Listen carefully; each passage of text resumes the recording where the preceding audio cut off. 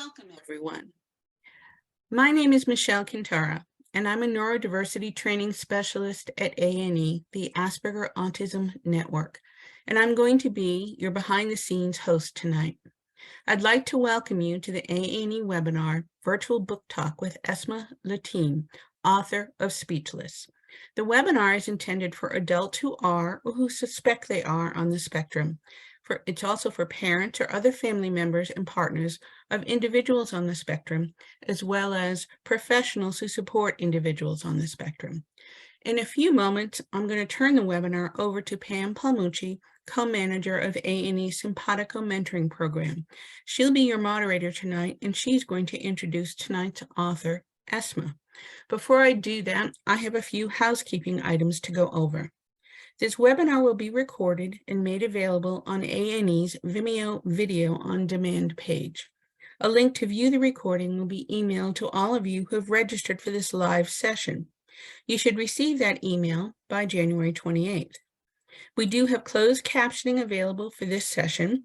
You can select the closed captioning icon on your screen and enable captions for this evening's event. We are not going to be using the raise your hand feature to take questions, although we may enable that later on. You can pose questions using the Zoom chat feature, and Pam will be able to see those questions. And you can pose questions during the webinar, and Pam and Essmaa will decide if the question makes sense in terms of their interview questions at the moment. We'll take as many questions as we can fit in to the time allotted. Those of you who registered for tonight's live webinar should have received an email from me today. The email included an attachment of tonight's slides or a link so that you could download the slides. And I'll post a link in the Zoom chat so you can download those slides yourselves as well. If you're watching the webinar on demand, you can find the link to the slide file underneath the webinar description on the Vimeo page. So that's it for housekeeping, and I'm going to turn the webinar over to Pam, who's going to introduce our speaker and kick things off. Pam. Hi, everyone. Thank you so much, Michelle. Hey, everybody. I am absolutely thrilled to be joined by Essmaa Litim. We're going to be discussing her book in a moment, but I just want to, give you some history of why we're here this evening.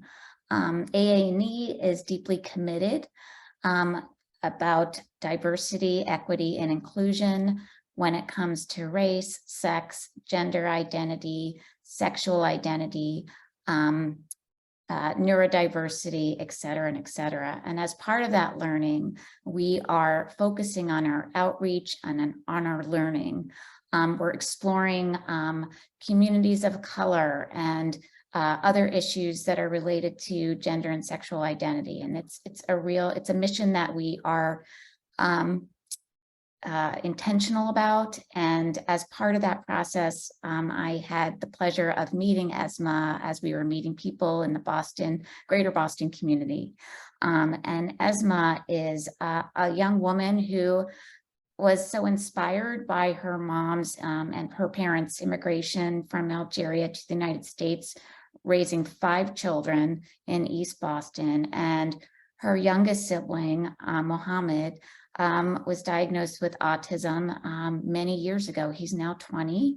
And Essmaa, being an older sibling, witnessed the daily happenings that would happen between her mom, particularly having to navigate being an immigrant, as well as coming to this country in Boston and dealing with autism diagnosis 20 years ago, which there were very few resources then, and also few resources for immigrants.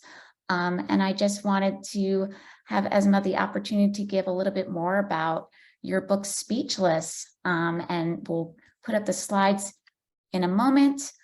But Essmaa, while I'm doing that, can you tell me what led you to write Speechless? Hi, guys. First and foremost, thank you, Pam, and thank you, AANE, for even having me and having this discussion. I think is really, really important.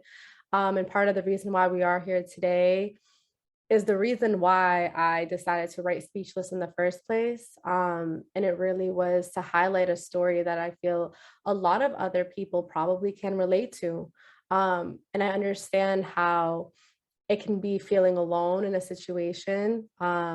But sharing this story really allows me to open up sort of that gate of, hey, we are together.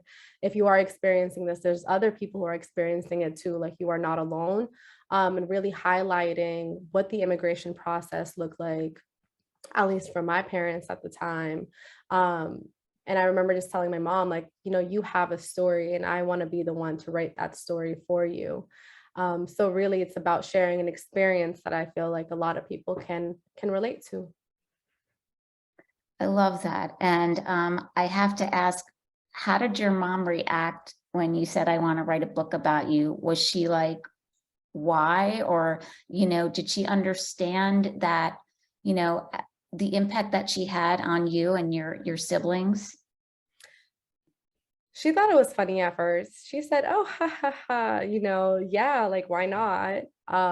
She's always ready to share, her experiences. And so I feel like that for her was almost like I'm honored that you would even think about doing that. So I know she was really excited about it, and she's still really excited about it. So her being able to share her story, I know brings her joy and is able for her to connect to other people as well.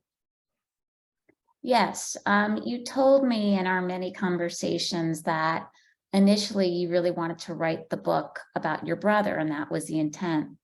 And then you said, but I have to start with my mother. And, tell me a little bit more about that, realization where it stems Right. from.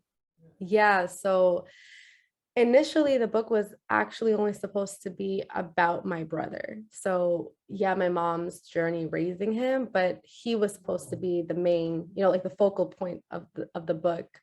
Um, but after putting pen to paper, like that moment where I was gonna start writing it, I realized that I can't write a story where my mom, people don't really have a relationship with her. I wanted the reader to be able to understand who she is, where she came from. And I used that as an opportunity to talk about her immigration story, to talk about her culture. Maybe people aren't really familiar with it, and to really open up a door of, what they went through.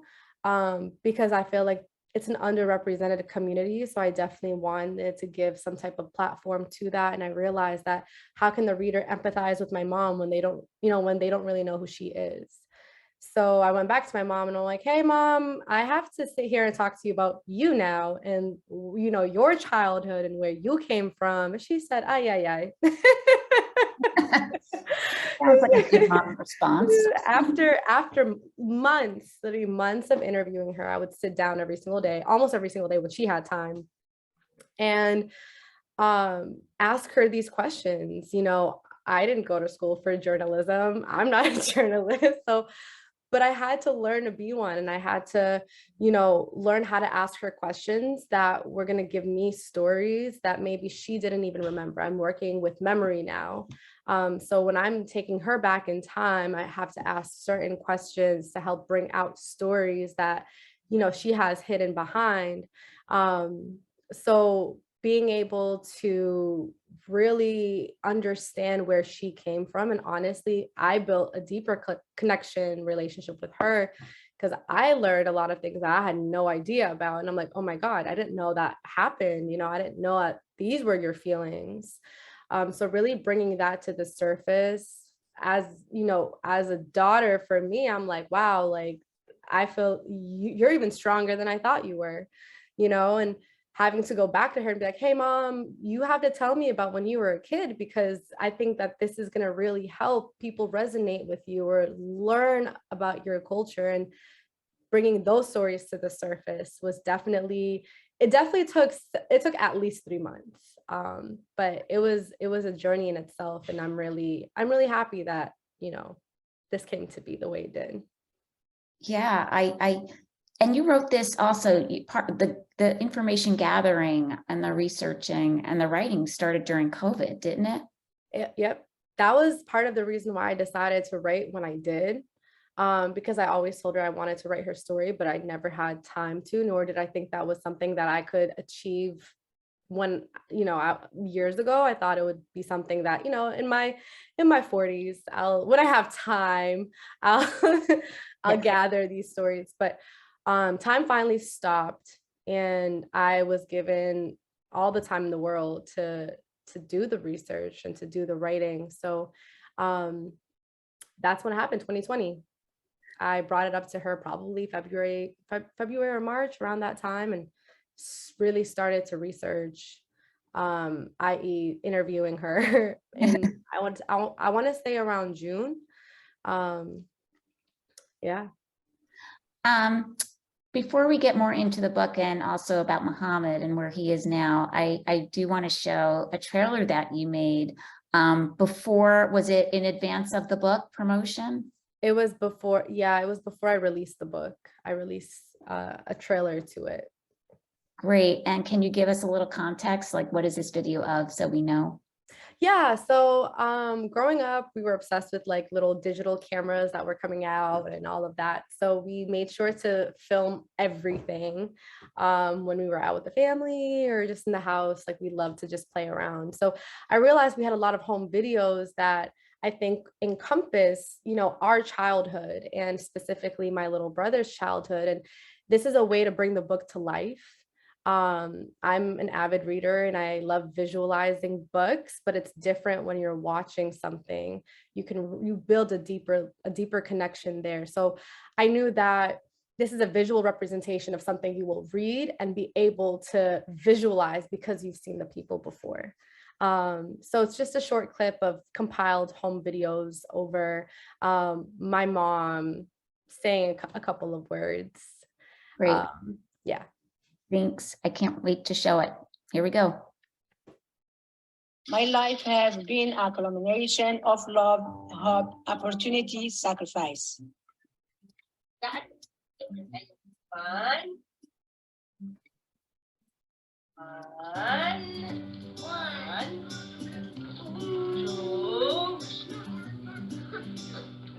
Growing up, I thought my life would be a simple one, born and raised in Algeria. I somehow ended up on the other side of the world, raising my children far away from home.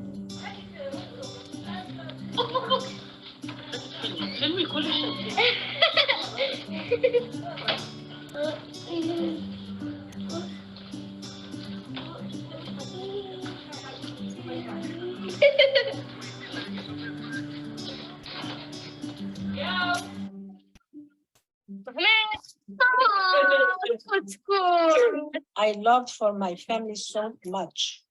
I promised I would do anything to keep them safe on a road to succeed at things I sacrificed for them. My life hasn't been easy, but with love, it also wasn't too hard.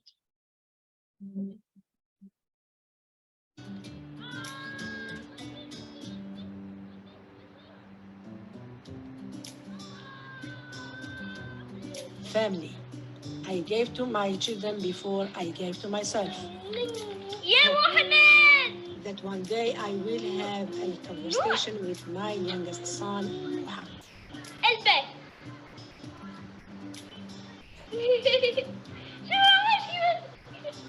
Our happiness when he enters the room, so excited to jump around and play.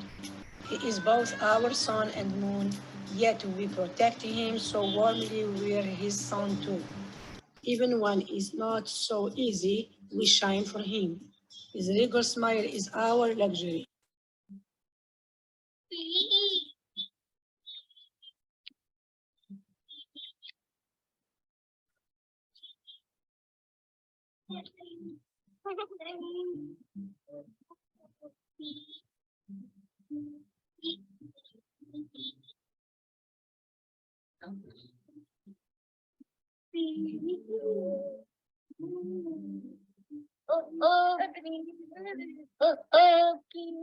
I fought so hard through adversity. I had to discover myself again to exude my motherly power. One,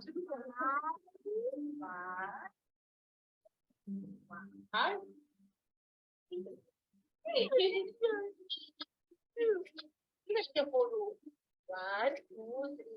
4, 5, 6, 7, 8. To learn, to teach, to grow. My name is Essmaa Litim, and this is my story.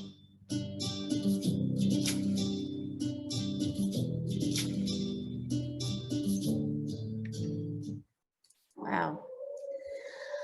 Wow. That's just beautiful. Sorry, my dog is applauding as well. That's such a beautiful tribute to your mom, your brother, and the love within your home. Tell me a little bit about, how old your brother was when he was diagnosed, and what that process, I realize that you were young, but how your mom describes that process. Yeah, it's crazy because I haven't seen that video and since I like put it out there. So I'm just watching and I'm like, oh my God, like it's just wild. But anyways, Yeah. so he got diagnosed, I would say around like 3 or 4. And I just remember I was young, but I do remember being confused, and I remember my parents being confused. It was one of those things where, now luckily there is a little bit more research out there, but it was definitely, I feel like it was, autism wasn't spoken about like that back then. It wasn't something that people really understood, nor did they really have research or as much advanced research as they do now. I mean, they're still learning today, but it's almost like this gray area of what does that mean? And I remember just being like, what does this mean for him? What does this mean for his life? I remember my mom being confused where she didn't know if it was something that was hereditary, if it was something that would, affect him for his life, the rest of his life, if that meant, some doctors said he would never walk, he would never talk, he would never, there were a lot of limitations that were imposed to my parents and us. And I think that came from a place of fear. But at the same time, I feel like when you're a parent, I think it's important that you're not operating off of the level of fear, because that will just overcome you.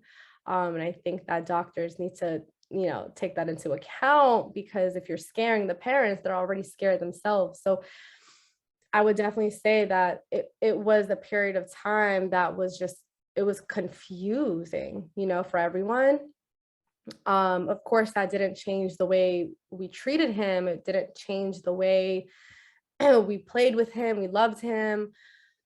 But as he got older, there were even more challenges. And that was something that, I'm blessed and my family is blessed in the sense that we had each other, and my parents weren't going through it alone. So they definitely had the support of, the 4 others, my four siblings aside from him.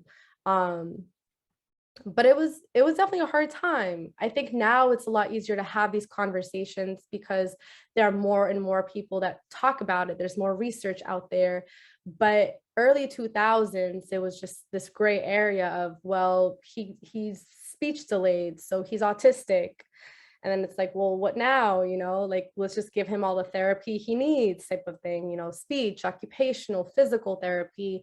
And it was more like, how can we get him to talk, as opposed to understanding what we can do to help him, to aid him, and to give him what he needs, instead of trying to find a cure,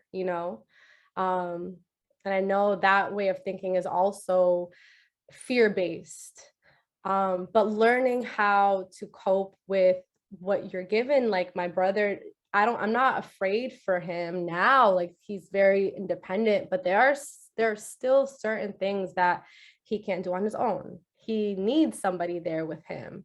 He won't cross the street to go to the convenience store and buy something. That doesn't resonate with him. That's not how his brain operates. So understanding how his brain operated and working around that, I think, is definitely something that helped him and his growth and helped us understand him even more. Yeah, thank you for all of that. Now, just as a reminder to myself, you and your brother, and you and Mohammed, your younger brother, were both born here, but your 3 older siblings were born in Algeria. It was my 2 older siblings, and then that were born there, and then me, my little sister, and my little brother were born here. Yeah. I know it's a lot of us, so it gets confusing. I was gonna ask about, when your mom and dad received, an autism diagnosis.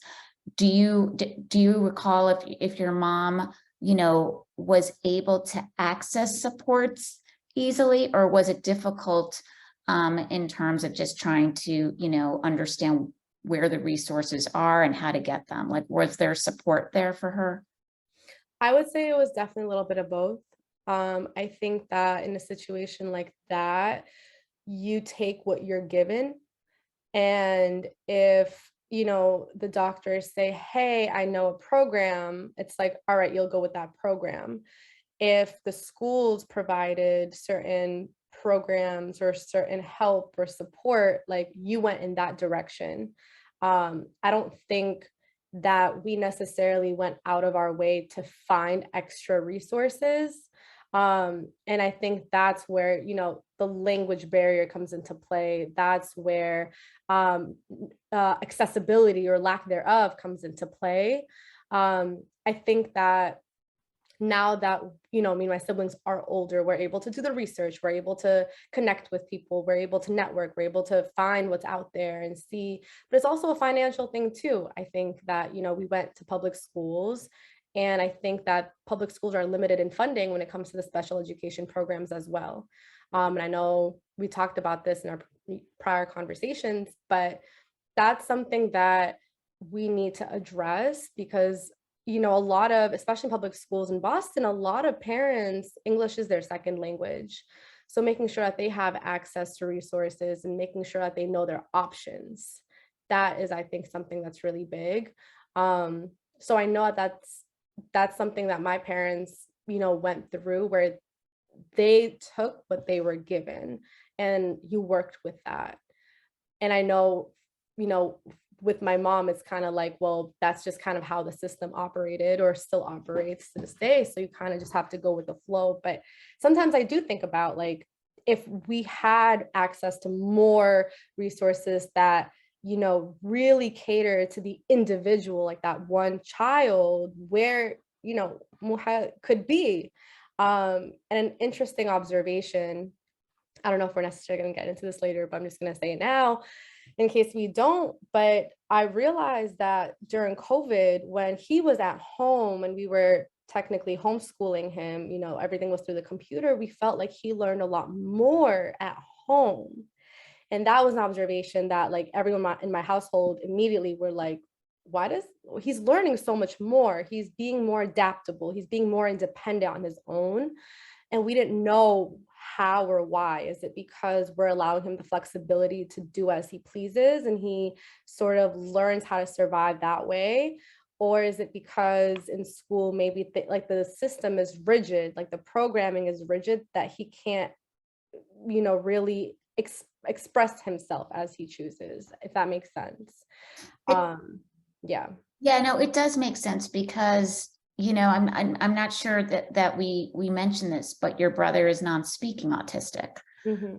So I recall in the book, and we've talked about this as well, that there's this section in the book where you're describing how Moha was coming home really dysregulated and having some you would say tantrums and pinching and stomping in your apartment, and that there were concerns that the stomping might upset neighbors, and that your mom was trying to, you know, connect the dots because the communication between school and home was not really consistent.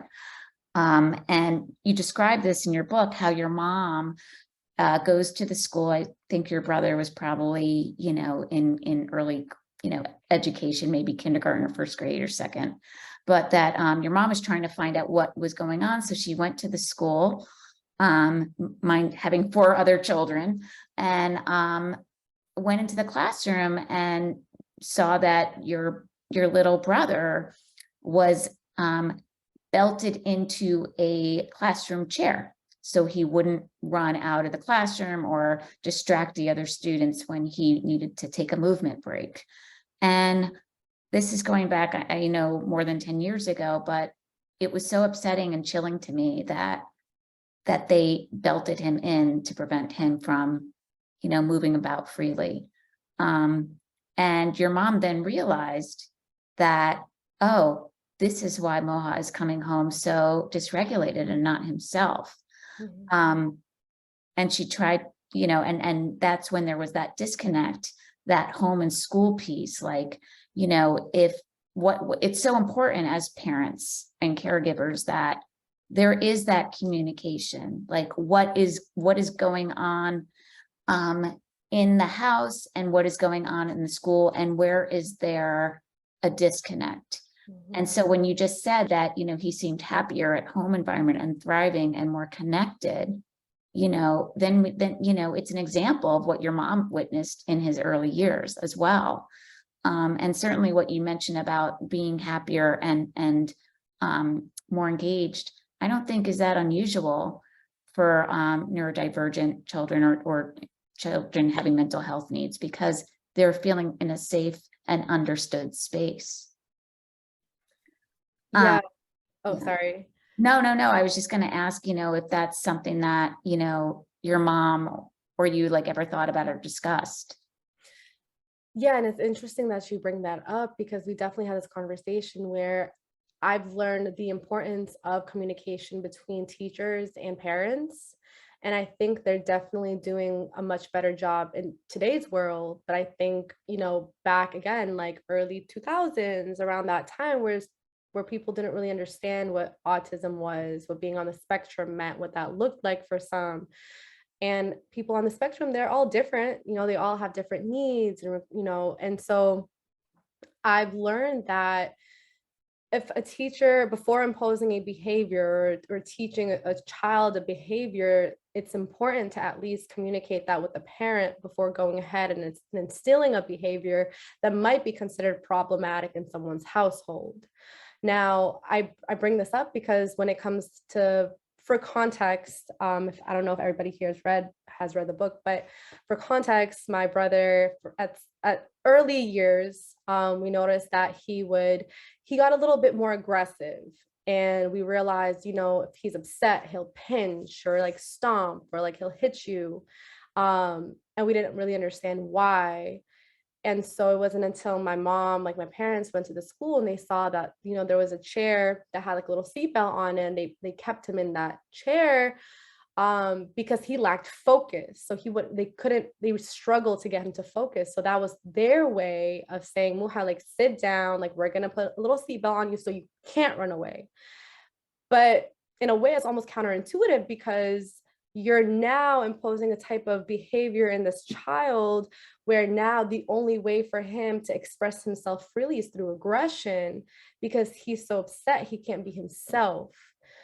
Or he was stomping, and we learned from one of his teachers that she had taught him to stomp when he wanted something. And my mom was like, what sense does that make? We have neighbors. We live on the second floor. Why would you teach him to stomp? You know, and maybe from the teacher's perspective, like that was their way of coping, or I don't know, coping for themselves, or I don't know what it may be, but I get trying to teach, you know, or be there for a student, but at the same time, you need to have these conversations with parents, because these behaviors might not be okay in their households, especially when it comes to like forcing a child into maybe a seating position, or like being, you know, trying to put them on a routine that maybe you think that the only way for them to sit down and focus is by force. And that might trigger them in some capacity as well. And that's what we saw in him growing up. I see it a little bit here and there, but he knows he's good now. But sometimes I'm like, you stopping? Like, what do you want? You know, like what's going on? But we understand him more. You know, he's 20 now, so it's been 20 years of us really learning him.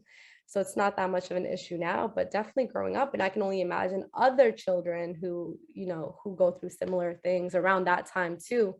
So definitely communication between these programs, these schools and parents is definitely very, very important.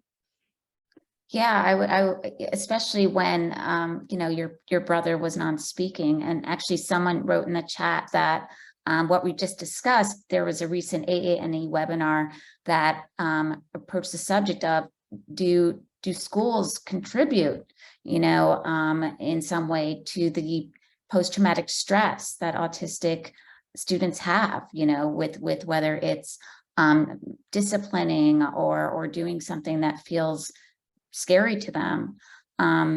You know, I mean, it's an example of that, you know, just how Moha was coming home and feeling really upset by that. Do you think that, do you know if teachers ever like reached out to your family to find out about, you know, any traditions or cultural things of significance that you know would be informative for schools to know, or just to help in terms of the understanding of Moha, like certain traditions or customs? To my knowledge, I'm not so sure. I know that at times my mom would make him, and I know we talked about this before, but like the flatbread kisra. So she would put kisra in his lunchbox and say, you know, like, this is something that we eat at home, or when we had therapists come to our home, like teaching them about our culture. But that was like so many years ago. That's when he was like a really, like, probably 2, 3, 4 years old before he actually started school. But I don't know, like, like the elementary years. Excuse me. I'm not so sure. I don't know. Like, my mom is very prideful in how she carries herself and where she comes from. So I'm sure she's had conversations one-to-one with with teachers when she's had those meetings. But I think that he now goes to Charlestown High, and he's been there like his entire high school career. But his teachers, some of his teachers there are incredible, like absolutely amazing. And they definitely have had like one-on-one time with us, especially during like the homeschooling period of time with COVID and all of that. So we definitely have grown really close with them, and we can see the work that they do, the work that they put in. And, you know, some of them really, really care. I think it's important that, you know, during the really early years that, and I know, again, public schools is hard with funding, but really trying to give more personalized care to each individual student, because each individual student is different. And treating them all sort of like the same, it's very wrong. And like you mentioned, like that stress, you know, the stress that you're imposing on these kids as well, trying to discipline them maybe all the same way, you know. And like I would say in regular, you know, in like school, like when I was a kid, like teachers would just discipline the students, like, everybody be quiet, you know, everybody put their hands together, you know. But it doesn't work for everyone, you know. So I definitely think that there is a correlation between, you know, a child's behavior and maybe the school system. You know, they spend so much time in school too. So Yeah.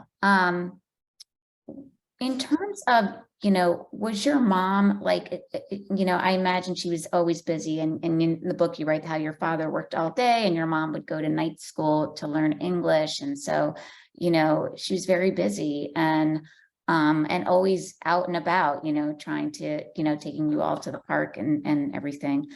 Did she find, did she find friendship and support who, you know, people who were also in similar situations of having a child with a disability and also being an immigrant? I mean, how did that work? Did she find her people?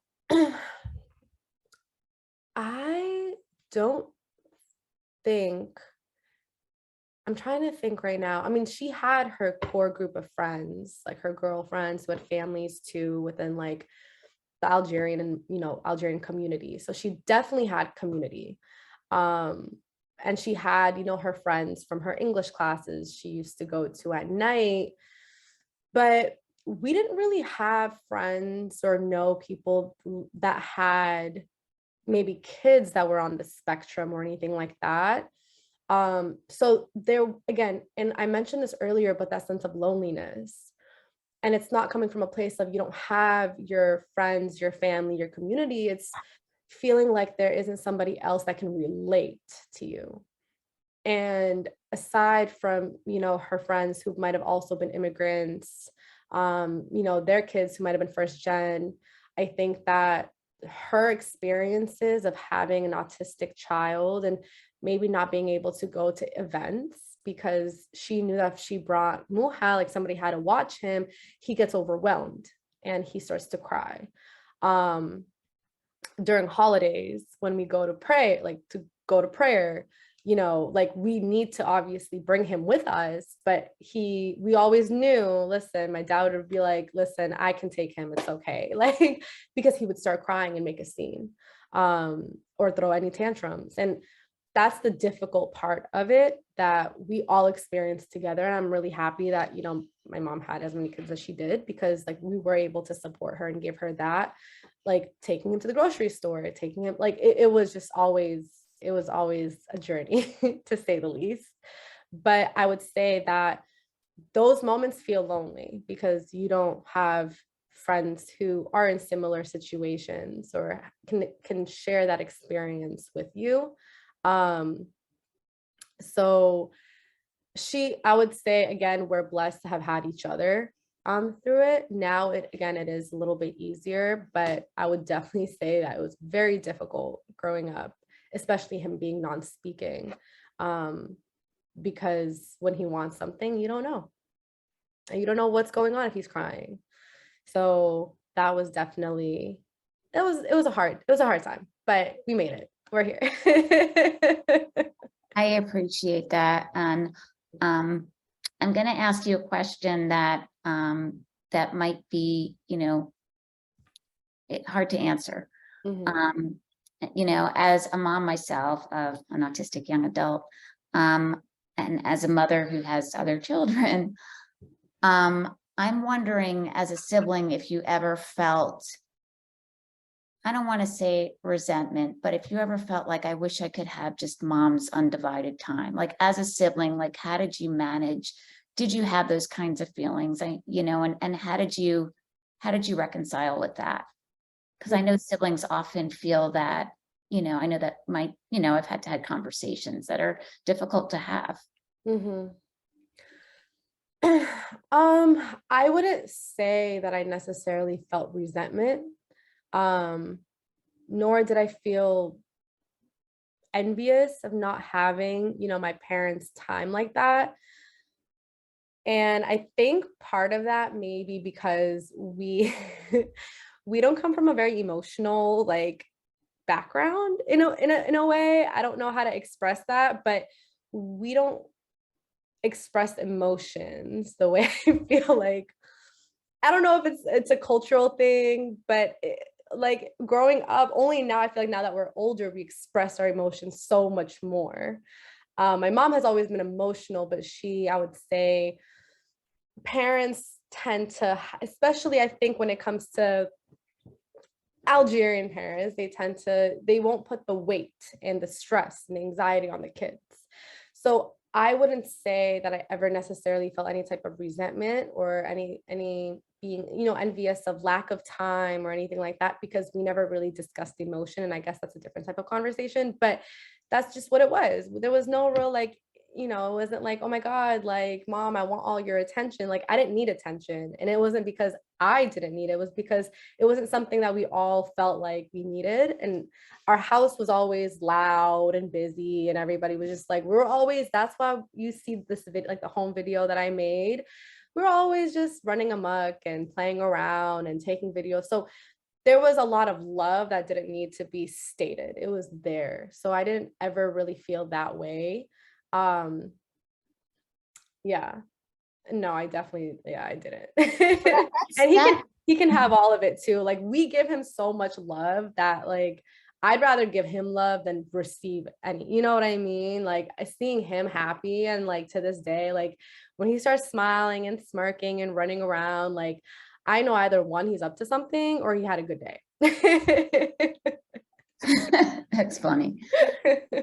No, I think that that's a wonderful way to bring culture into this conversation, because I do think culture is a huge factor in how we interpret things, right? And so bringing your family's culture into this conversation makes a lot of sense, and how you all dealt with it, right? How it was just sort of part of the fabric of your family.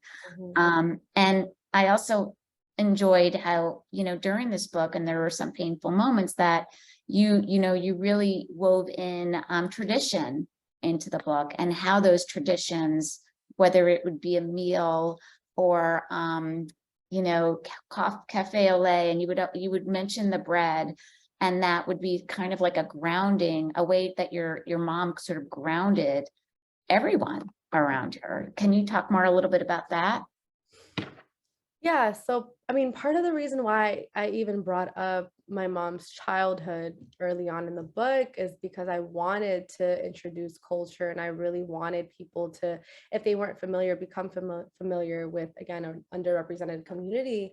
I wanted to make sure that I kept bringing it up throughout the book, because there are many layers to it. I didn't want it to just strictly be, I didn't want it to be almost only talking about the bad things. I wanted to make sure that of love. Sorry, I'm oh pausing. no, I'm like, that sounds like my mom. You keep talking. Opportunity, sacrifice. Sorry. No, it's okay. But yeah, there's definitely layers to the story, and I didn't want it to only be, I didn't want it to be almost like I didn't want it to be a trauma book. I didn't want it to be, let's only highlight the negatives. I wanted it to be, here are challenges that we faced, and here's the beauty in it, and here's our culture, and this is why, maybe we acted the way we did, or my mom went about things the way she did, and being an immigrant herself, and making sure that she stuck close to her roots, and that was her way of grounding herself. I always say, my parents always tell us, never forget who you are, or where you've come from. So they always made it a point, and this is going to sound funny, but like when they were raising us, they didn't want us to be like Americanized. So they made sure we knew our culture. They made sure we were proud of it too. So I definitely wanted to include symbolism in that throughout the book, even if it was like the little like cafe au lait, because that's something we drink almost every day. It's a cultural thing. Having the kissa with the coffee, things like that. I wanted to make sure we're symbols in the book. So yeah, I wanted that as an opportunity to showcase, our background too. And how important do you think are those traditions to Moha? Because in the book, it seems as though that those traditions, really, he appreciates the regularity of these things. And when I was talking to your mom last week, I remember she mentioned how Moha was really a very picky eater. And I certainly can relate to that from my autistic son as well. And how he came home one day from school, and I don't know, it sounded like he might have been 10, and how there was like macaroni and cheese that your mom had made, and how he inhaled it, and how it was like a celebration. So so it's the tradition of him nourishing himself. But like, how has eating been for him? Like tell us a little bit more about that. Yeah, it's interesting that you bring that up, because that was exactly the example I was going to give. He was very underweight growing up because he was a picky eater. And one of the only things he ate was the bread, the kisra. And every time we have it, he goes crazy over it. To this day, like I go crazy over it. It's just it's a flat bread that we make out of semolina flour. But it's just the way we eat it with the coffee and the way we prepare the coffee, things like that. So I know for him, I he like loves that that. green apple. There it is. There it is. There it is. Yeah, it's super simple. It's a super simple recipe, but no matter how many times I do it, it's just never as good as the way my mom makes it. But I have to make it. yeah, no, it's really good. But yeah, so I guess sort of circling back on just like the kisra in general, like in the question you had asked, kisra was one of the only things he ate. It was like kisra was like chips, potatoes. It was just the randomest thing. Oh, Essmaa, you just froze for a second. Yes, she did freeze. Hopefully she'll come back. Yeah. Oh, yes, I'm glad that Essmaa included the recipe because it is definitely mentioned in the book often. Oh, you froze for You just froze for a minute. Can you guys hear me and see me? Yeah. Yep. That is so weird. My Wi-Fi did not disconnect, so I don't know why that happened. But I was just gonna say that it was just one of the only things that he was eating, and then we realized that over time, a lot of the reasons why he would cry, because he used to cry a lot, like, and it was because his stomach was hurting him, because we realized, and this was through my mom's own like observations, he was sensitive to gluten. And I know that that's like a big thing with a lot of autistic peoples where they are sensitive to gluten. So now the kisra that we make is the wheat flour, the one that doesn't have gluten in it. So because he can't eat too much of the original one, like the original one we used to make. But his diet is a lot better now. But he went from not eating anything to eating everything. So now we have to like hide snacks from him so he doesn't eat them. Like that's what I'm saying earlier when I was like, he's either smiling because he had a good day or he's up to something. It's because he knows he either like walks into my room, he's just like, you know, scouting the area for snacks, and I'm like, Muha, you can't have my, like, no, like I have to like run away from, like physically run from him. Wait, so how was that diagnosed? How did your mom suspect, or how did doctors suspect he had a gluten sensitivity? It was my mom.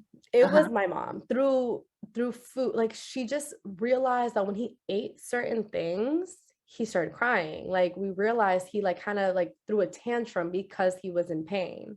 And so she's like an investigator, like a detective. She realized like she would give him something, be like, all right, he's fine, you know. Or if it's something too acidic, he loves oranges, but if he eats too much of it, like he'll start to cry because his stomach hurts him. But there were certain things that she would make that had gluten in them that every time he ate, he cried. And she's like, this is interesting. And then I think like once she talked to the doctors and was like, this is what I'm observing. And that's when they were probably like, listen, he probably is sensitive to gluten then if he's crying after eating like these foods. So predominantly we have to get like gluten-free foods essentially. But we realized through like research and what a lot of the doctors were telling us too is a lot of other autistic peoples, they have a sensitivity to gluten. So that was like fairly common. Right. So tell me, you know, how is Mohan now? Like, what's he doing? What does he enjoy? Tell me a little bit about him. This boy, he's so funny. Like he's one of the funniest people I have ever met in my life. You know, like he doesn't need to speak like actually like words for me to understand him. And I know that sounds poetic, and I'm not even trying to be poetic right now. I know what he's up to. I know what he wants. If I tell him like, and I swear we always say this, I'm like, Moha, you understand us. You just can't talk. Like, that's the only thing. And I'm just like, anytime I say something to him, he looks at me and I'm like, we're going to go outside. Like, I'll take you like to like, I don't know, the park or whatever. And then he gets really excited. And then I realize that like, if I tell him I'm going to take him somewhere and then I don't, he gets upset. And I'm like, it's because you understood when I told you I'm gonna take you out, you know, we're gonna go outside together. Um, he understands everything. Like, it's wild. He understands everything. He gets excited to go to school. He'll wake up in the morning. Like, it's just really incredible seeing his growth and seeing, you know, when he was a little boy, trials, tribulations, the good times, the hard times, and to where he is as a 20-year-old, you know, man, essentially. Like, I still see him as like my little brother, obviously, but it's just incredible seeing the growth of him. If I'm like, well, don't do that, he won't do it. He'll like look at me like, I'm like, what, you got something to say, you know, like, what, you know, just the smallest things. It's really incredible. Like, and I know I mentioned this in the book several times, but like he hums to music, and you know, like that's like a staple of his. He went to the hospital, like I want to say about like several weeks back for something. And he was laying down, and my sister filmed him literally humming randomly. Like, there's just doctors walking around, and he just randomly starts humming. Like, I don't know what song it was, but he's just laying there, you know, humming to this to music. And I'm like, "Muhat, you're smart. You're smart." Like, That's um, really, it's incredible. It's yeah. incredible.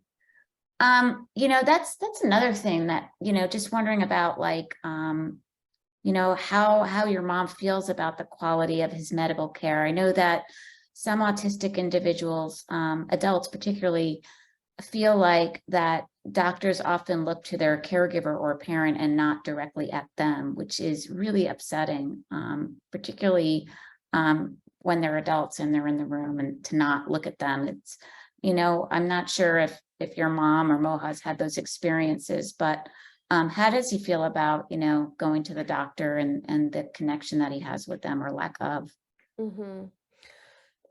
I would say growing up for Muha, going to the doctor was also another adventure. It was definitely not easy, especially when he had to get, you know, his vaccines. I remember once we took him to get, um, it was like one of the vaccines, and he was running around, like running away around. And I physically chased him because he was running and running and running. And I'm like, Muhammad, come back. Like, it was really difficult. I think now he has a better relationship with his doctors. Um, where like if he builds a type of trust with you, and it's an unspoken trust, if he feels safe, he'll let the doctor, you know, do whatever they're doing. Um, but I think growing up, like when we were younger, I think that doctors looked to us, primarily my mom, for any type of guidance, because they couldn't ask him directly, you know.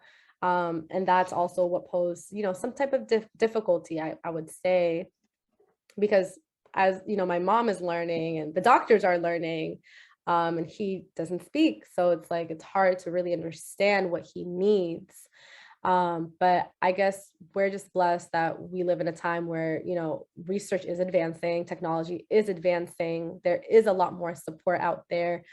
And being able to even have these conversations, I feel like we wouldn't have been able to do this 20 years ago. Like, nobody would really understand what you were talking about, you know? So building that community, I think, is really, really important. Um, so especially so that doctors even know how to talk to parents. So teachers know how to talk to parents, so better plans can be built out, and changed accordingly too, depending on the child's needs. So I would say that it's a little bit more difficult because he's non-speaking. That is what posed, I think, the biggest challenge for everyone. But you have to learn, like, you just have to learn how to speak their language, you know? And that's something that we definitely learned. So now I know him, and I'm like, I know what you want. Has technology been introduced to Moha in terms of helping with the communication? Has the school been receptive to that? I would say that the most advancement when it comes to technology is using iPads. Mhm. Um, And at school, it's probably like games. I'm not like, they'll have him like matching, matching games, things like that. And he has an iPad where we have games on there too. And he's just like super fast with it. He's just like moving everything around. I'm like, Moha, you're so fast. Like, wow. But I believe there's more out there, I would say, through my own personal research, but none has been necessarily implemented into like his programming aside from using that iPad. But like I said, like there's always more, to learn about and to be done as well. And I think that when it comes to schools, they're also limited in resources, which is unfortunate. So I think even pushing funding for, special education programs in these public schools, I think would go so far for these families, especially when it's predominantly people of color. Like you want to make sure that they have access to those resources. If English isn't your first language, if you are new to the country, if you're not familiar with the culture or the system, it can definitely pose challenges. And even if you don't think they're challenges at the time, like later on, now we know like, wow, like things could have, who knows, things could have been different or better, or, so those thoughts definitely cross your mind. But I think that with the advancements in technology, like who knows what's possible. Yeah, I agree. There's a lot of growth in what we've been able to learn and adapt to and modify for autistic individuals, but there's also a lot of room to grow.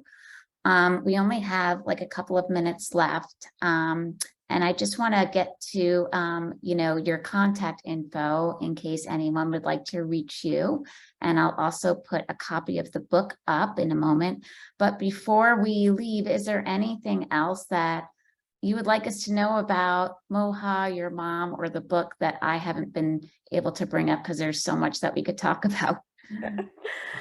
I feel like we covered a lot in this hour, but I definitely want to obviously thank this incredible organization for even having this.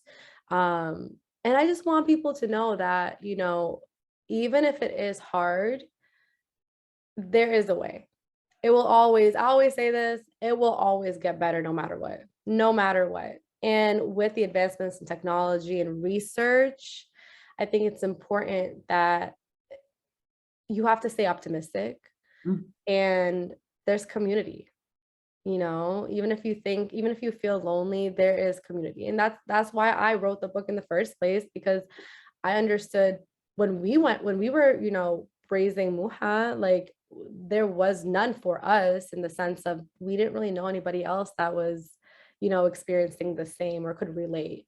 And I think now that people, are, communicate more and they talk about it more, and there's organizations like AANE, hosting events like this, that the community is there and the outreach is there. And I always think that things will always get better no matter what. So I will, those are my last words. I think those words are awesome, are incredible and deeply moving. And I think that, yeah, the theme is finding community, and it's nice that your mom, the family, was the community, right? I mean, that's the main community, and it's good that you're expanding that into learning about the need in these communities for people of color, when it's intersected with autism. And a reminder that, AANE does a lot of those kind of check-ins with parents and coaching and support. And I'm thrilled that you were able to really discuss this book. It was really a privilege to learn more about your mom and your brother and your family. So the book is Speechless, Mama's Story, Essmaa Litim. It's on Amazon. Any other local bookstores, Essmaa? It's at Trident Booksellers on Main Street, yeah. Great, and Trident Booksellers. Great, thank you everyone for joining us.